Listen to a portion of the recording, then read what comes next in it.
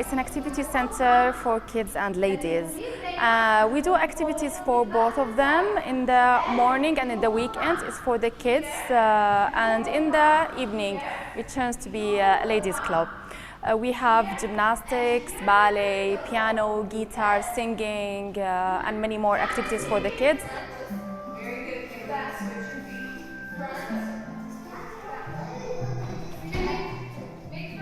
I love Miss Natalia. She is so nice and grateful, and she is so good at ballet. And I love my class because all my friends and me have so much fun dancing ballet. I have stayed here for a lot of time, and I love the FIC club, and especially ballet.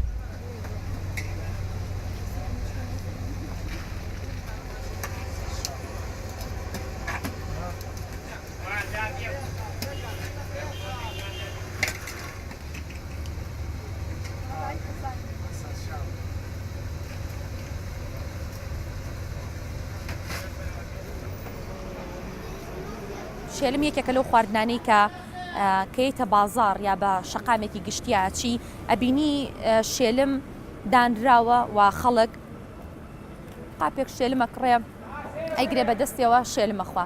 شێلم یەکێکە لە خواردنە زستانەکان و کۆمەڵێک لە ڕووی تەندروستیەوە سوودی خۆی هەیە بۆ جەستە، بەڵام وەکو خواردنێکی زستانە خەڵکی زۆر پێیوەی سەرقاڵن، سەردانی شوێنە گشتیەکانەکەن. ناوبەناو تۆ جاری وایە لەگەڵ هاوڕێکانە کۆبیتەوە ئەڵێ ئەم ئێوارەیە سەردانی شەقامی سالمەکەین بۆ نمونە ئەچین قاپێک شێلمە خۆین.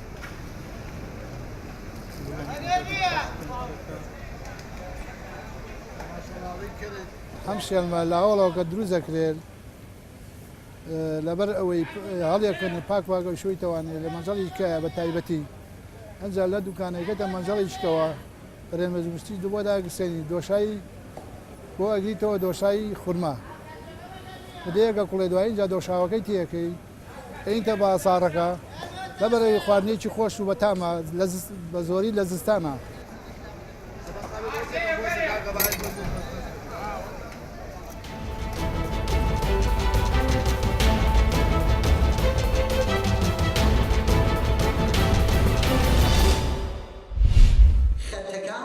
نیشانە خەتیەکان ئیشتراکاتی هەڵدەن دەوێنی تۆ دەریەکان موسیقی مامۆستا ئەحمەد لاوە لە خۆی بۆ گروپەکەی کە زەحمەتیان کەشت کە لە سەرەتاییەوە منداڵ زمان لە دایکی فێر دەبیت کە بەدەم زمانی دایک زماندا شێ دەبیت ئێمە لە بواری زماندا ڕاستەکەی فقط سەبارەت بە خوێندن و نووسین و ئەوەی کە پێویستە بۆ هەر کەسی کە بتوانێتن بخوێنێت و بنووسێتەوە چالاکی دەنوێنین. هەوڵ دەدەین کە لە پۆلەکانمان فێرخوازەکان بە شاعیر و نووسەرەکانمانیان پێ بناسێنین بتوانن بزانن کە ئەمەش وەکو نەتەوەیەک بەڕاستی کەسایەتی هەیەکی زۆر زۆر لە کەڵەژن و کەڵەپیاوی زۆر زۆر بەرزمان هەیە.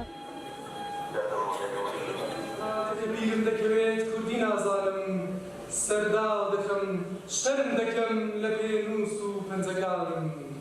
دوای تەواوکردنی خولەکان کۆبوونەوەیەکمان گرتووە کۆبوونەوەشە ڕێزگرتنە قوتابیان کە بڕوانەمەکان و خەڵاتەکانیان بدەینێ.